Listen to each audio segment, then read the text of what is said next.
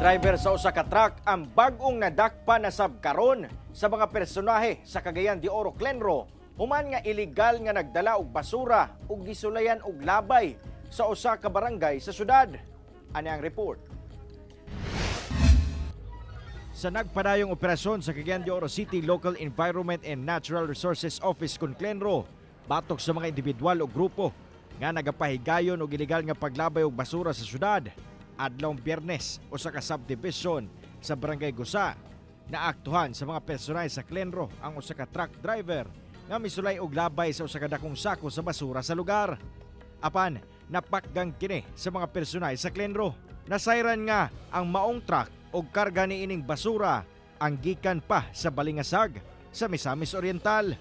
Investigaron pa kay lagi kinahanglan og palahuman kay basing part na ni siya ning giingon nga tuyoon gyud pagpanglabay sa basura aron nga dunay dautan nga impresyon dayon sa tao nga ang Cagayan de Oro hugawan, no, ang city government. Hinoon gibuhian usa sa Clenro among driver o gikarga niini og balik ang mga basura. Apan adlawng Martes sunod semana mubalik kini sa syudad ug atubangon ang salaod nga isang at sa Clenro. Ang OBR nga i-issue karon na dayong Martes. Nang karon ng Martes. Pero nana kompleto na ta na police blotter.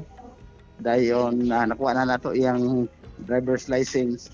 5,000 pesos ang silot sa illegal nga paglabay og basura sa mga dili designated areas sa Cagayan de Oro City. Magpadayon sab kuno ang investigasyon nga ginahimo sa Clenro sa kung sikinsa ba ang mga nagpaluyo sa illegal nga pagpanglabay og basura sa syudad. Kauban si Jaybert Pairat, Cyril Chavez, 1 Mindanao.